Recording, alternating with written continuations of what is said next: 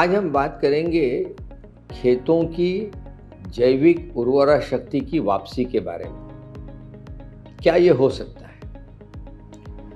तो सबसे पहले ये समझ के लेना चाहिए कि हमारी जो उर्वरा शक्ति है, जैविक उर्वरा शक्ति है, ये क्यों बिगड़ी, ये क्यों खराब हुई।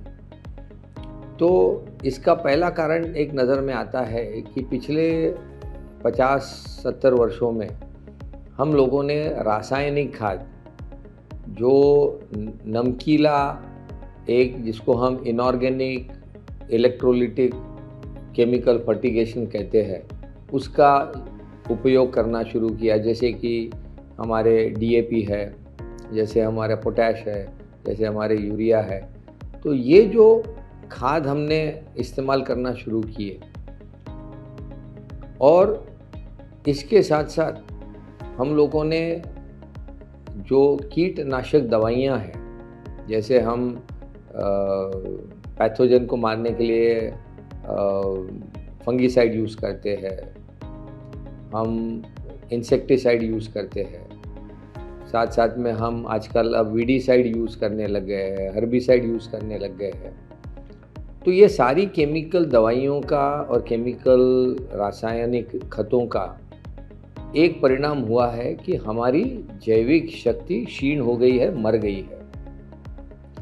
दूसरा क्या हुआ कि पिछले 50 से 70 वर्षों में हमने हमारे खेतों में यंत्रों का प्रयोग बड़ी मात्रा में करना शुरू किया और 2 फसल, कभी कभी 3 फसल भी हम लेना शुरू कर दिए हैं कि हर फसल के बाद में हम मिट्टी को रोटोवेट करते हैं, तहस नहस करते हैं, उसको मिट्टी को पूरा भुरभुरा करने की कोशिश करते हैं। जब हम इसको करते हैं तो हमारे जो फफूंद की संख्या है ये ख़त्म होनी शुरू हो जाती है। इनका जो हाइफी नेटवर्क है, इनको हम मारना शुरू कर देते हैं। तो इसकी वजह से जिसको हम कहते हैं बैक्टीरिया, इनका प्रमाण बढ़ जाता है और ये हमारा जो सॉइल का जो कार्बन रहता है, कर्ब पदार्थ रहता है, इसको खाना शुरू कर देते हैं और उसको CO2 में कन्वर्ट करना शुरू कर देते हैं। तो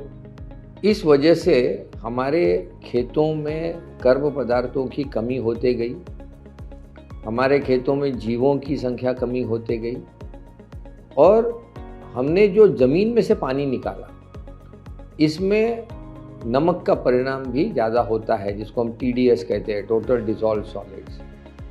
तो इसकी वजह से हमारे खेतों में हमारी नमक की मात्रा भी बढ़ते चली गई। ये तीनों जो कारण है, जैविक शक्ति का कम होना, जो नमक का बढ़ना और जो कर्ब पदार्थ है यानी सॉइल कार्बन जिसको हम कहते हैं, उसकी कमी, ये तीनों की वजह से क्या हो गई कि हमारे खेतों में हमारी मिट्टी कड़क हो गई और दबना शुरू हो गई। और इस वजह से क्या हो गया कि ना हमारा खेत सांस लेता है, ना हमारे खेत की जड़ें अब फैल पाती है, पर्टिकुलरली जो सफ़ेद जड़ें होती है। और फफूंद की जो माइकोराइज़ा की जो कमी हो गई, उसकी वजह से हमारा जो जड़ों का क्षेत्र है, जो बड़ा होना चाहिए था, घना होना चाहिए था, वो नहीं होता।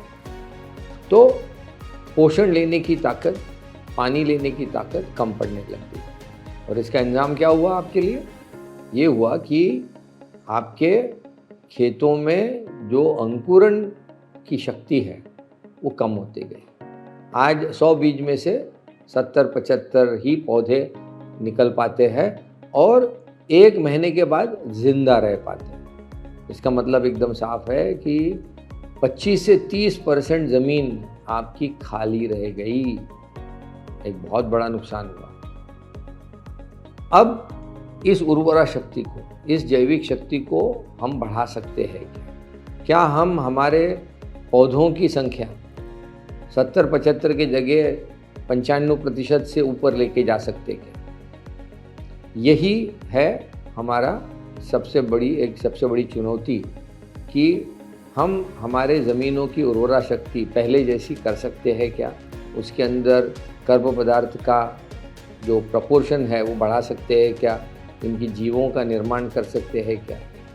तो इसके लिए क्या क्या करना होगा, खाना देना पड़ेगा, अच्छे जीवों को हमें डालना पड़ेगा और हमारी मिट्टी को नरम और भुरभुरा करना पड़ेगा। जब हम ये तीनों चीज़ कर लेंगे तो ये हो सकता है। नमस्कार।